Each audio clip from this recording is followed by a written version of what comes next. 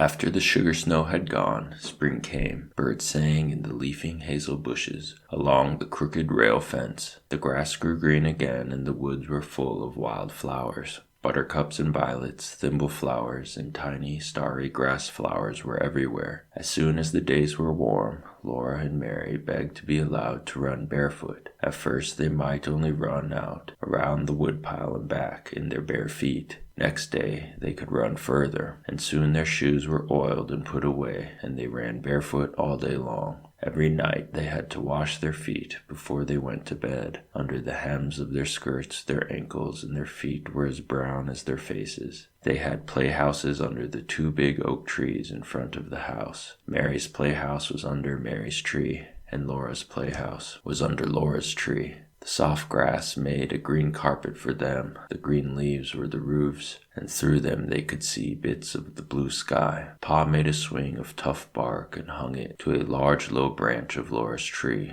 It was her swing because it was her tree, but she had to be unselfish and let Mary swing in it whenever she wanted to. Mary had a cracked saucer to play with, and Laura had a beautiful cup with only one big piece broken out of it. Charlotte and Nettie and the 2 little wooden men Pa had made lived in the playhouse with them. Every day they made fresh leaf hats for Charlotte and Nettie, and they made little leaf cups and saucers to set on their table. The table was a nice, smooth rock. Suki and Rosie, the cows, were turned loose in the woods now to eat the wild grass and the juicy new leaves. There were 2 little calves in the barnyard, and 7 little pigs with the mother hog in the pig pen. In the clearing he had made last year, Pa was plowing around the stumps and putting in his crops. One night he came in from work and said to Laura, "What do you think I saw today?" She couldn't guess. "Well," Pa said, "when I was working in the clearing this morning, I looked up, and there at the edge of the woods stood a deer. She was a doe, a mother deer, and you'll never guess what was with her." "A baby deer," Laura and Mary guessed together, clasping their hands. "Yes," Pa said, "her fawn was with her. It was a pretty little thing, the softest fawn color, with big dark eyes. It had the tiniest feet, not much bigger than my thumb, and it had slender little legs and the softest muzzle. It stood there and looked at me with its large soft eyes, wondering what I was. It was not afraid at all." "You wouldn't shoot a little baby deer, would you, Pa?" Laura said. "No, never," he answered. "Nor its ma, nor its pa. No more hunting now, till all the wild animals have grown up. We'll just have to do without fresh meat till fall." Pa said that as soon as he had the crops in, they would all go to town, and Laura and Mary could go too. They were old enough now. They were very much excited, and next day they tried to play going to town. They could not do it very well because they were not quite sure what a town was like. They knew there was a store in town, but they had never seen a store. Nearly every day after that, Charlotte and Nettie would ask if they could go to town, but Laura and Mary always said, "No, dear, you can't go this year. Perhaps next year, if you're good, then you can go."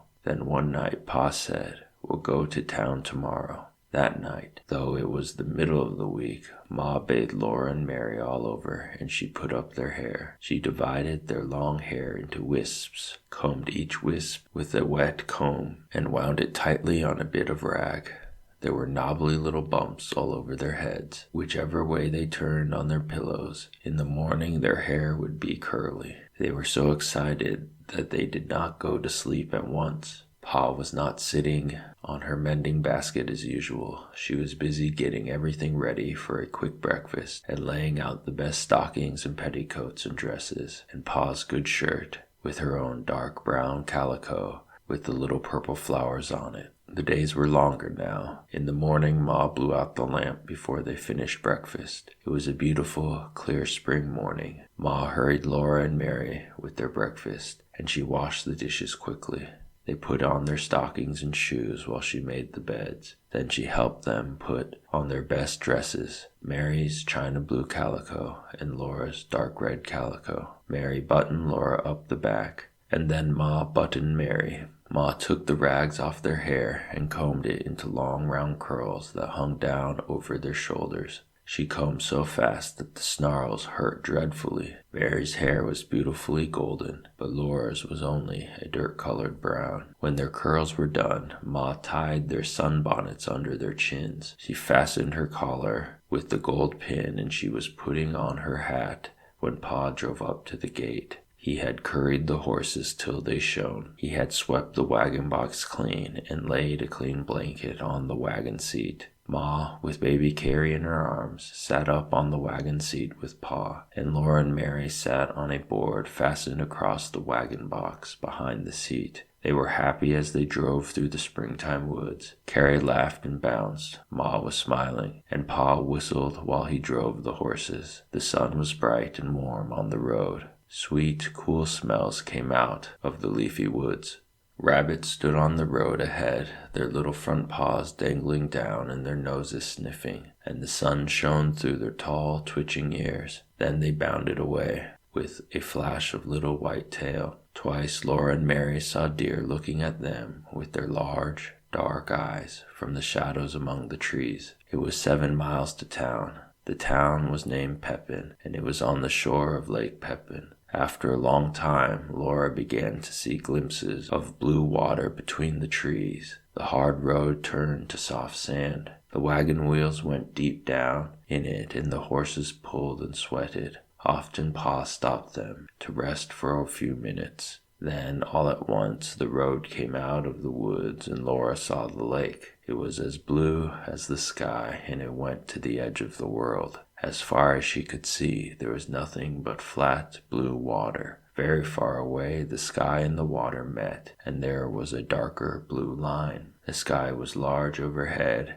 Laura had never known that the sky was so big. There was so much empty space all around her that she felt small and frightened, and glad that Pa and Ma were there. Suddenly the sunshine was hot. The sun was almost overhead in the large empty sky, and the cool woods stood back from the edge of the lake. Even the big woods seemed smaller under so much sky.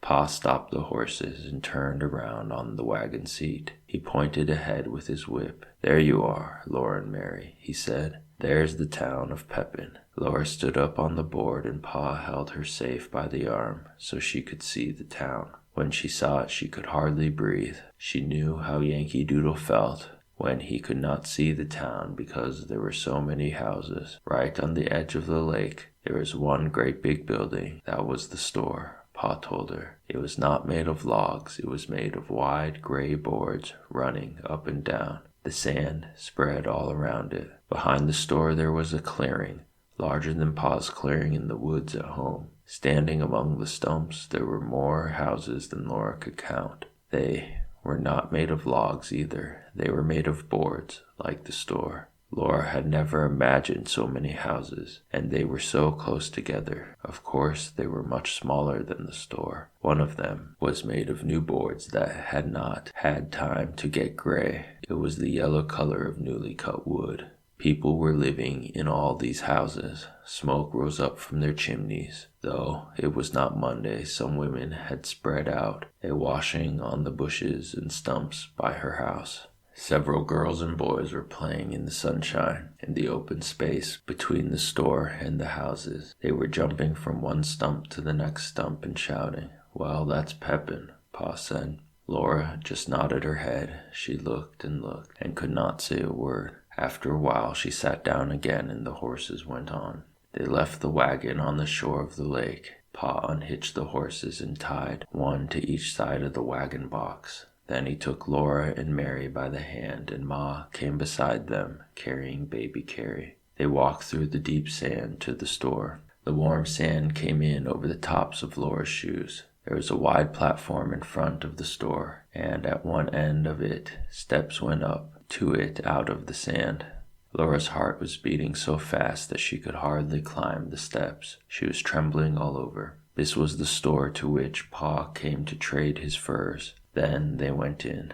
The storekeeper knew him. The storekeeper came out from behind the counter and spoke to him and to Ma, and then Laura and Mary had to show their manners. Mary said, "How do you do?" But Laura could not say anything. The storekeeper said to Ma and Pa, "That's a pretty little girl you've got there," and and he admired Mary's golden curls, but he did not say anything about Laura or her curls. They were ugly and brown. The store was full of things to look at. All along one side of it were shelves full of colored prints and calicos. There were beautiful pinks and blues and reds and browns and purples. On the floor, along the sides of the plank counters, there were kegs of nails and kegs of round gray shot, and there were big wooden pails full of candy. There were sacks of salt and sacks of store sugar. In the middle of the store was a plow made of shiny wood, with glittering bright plowshare, and there were steel axe heads and hammer heads and saws and all kinds of knives, hunting knives and skinning knives and butcher knives and jackknives.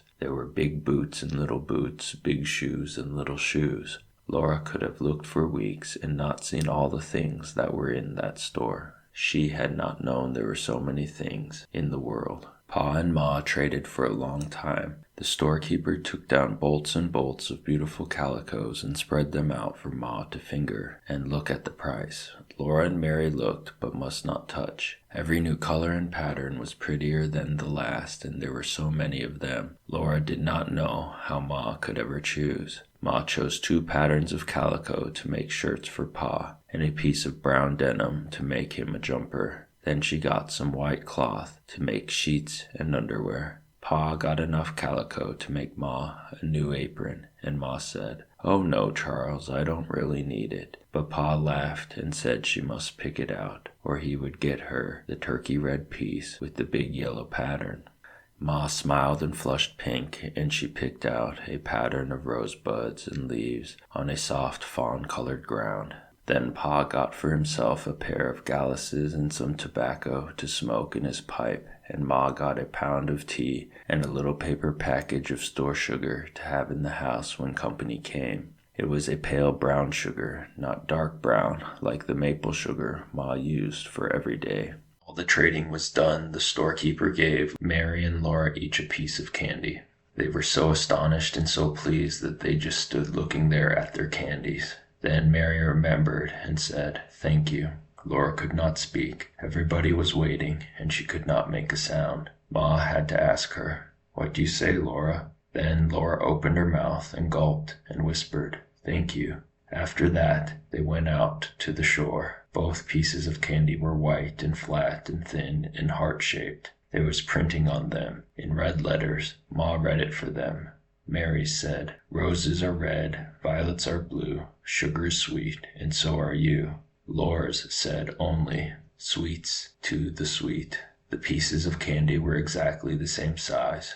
Laura's printing was larger than Mary's. They all went back through the sand to the wagon on the lake shore. Pa fed the horses. On the bottom of the wagon box, some oats he had brought for their dinner. Ma opened the picnic box. They all sat on the warm sand near the wagon and ate bread and butter and cheese, hard-boiled eggs and cookies. The waves of Lake Pepin curled up on the shore at their feet and slid back with the smallest hissing sound. After dinner, Pa went back to the store to talk a while with the other men. Ma sat holding Carrie quietly until she went to sleep, but Laura and Mary ran along the lake shore, picking up pretty pebbles that had been rolled back and forth by the waves until they were polished and smooth. There were no pebbles like that in the big woods. When she found a pretty one, Laura put it in her pocket, and there were so many, each prettier than the last, that she filled her pocket full. Then Pa called, and they ran back to the wagon, for the horses were hitched up and it was time to go home. Laura was so happy she ran through the sand to Pa, with all those beautiful pebbles in her pocket. But when Pa picked her up and tossed her into the wagon, a dreadful thing happened. The heavy pebbles tore her pocket right out of her dress, and the pocket fell, and the pebbles rolled all over the bottom of the wagon. Laura cried because she had torn her best dress. Ma gave Carrie to Pa and came quickly to look at the torn piece. Then she said it was all right. "Stop crying, Laura," she said. "I can fix it." She showed Laura that the dress was not torn at all, nor the pocket. The pocket was a little bag sewed into the seam of the dress skirt and hanging over it. Only the seams had been ripped. Ma could sew the pocket in again, as good as new. "Pick up the pretty pebbles, Laura," Ma said, "and another time. Don't be so greedy." So Laura gathered up the pebbles, put them in her pocket, and carried the pocket in her lap. She did not mind very much when Pa laughed at her for being such a greedy little girl, and she took more than she could carry. Nothing like that ever happened to Mary. Mary was a good girl who always kept her dress clean and neat and minded her manners. Mary had lovely golden curls, and her candy heart had a poem on it. Mary looked very good and sweet, unrumpled and clean, sitting on the board beside Laura. Laura did not think it was fair, but it had been a wonderful day, the most wonderful day in her whole life. She thought about the beautiful lake and the town she had seen, and the big store full of so many things. She had the pebbles carefully in her lap, and her candy heart wrapped carefully in her handkerchief, until she got home and could put it away to keep always. It was too pretty to eat. The wagon jolted along on the homeward road through the big woods. The sun set and the woods grew darker, but before the last of the twilight was gone, the moon rose, and they were safe because Pa had his gun. The soft moonlight came down through the treetops and made patches of light and shone on the road ahead. The horses' hooves made a cheerful clippity-clop. Laura and Mary did not say anything because they were very tired, and Ma sat silently holding baby Carrie, sleeping in her arms. But Pa sang softly, "Mid pleasures and places, though we may roam, be it ever so humble, there's no place like home."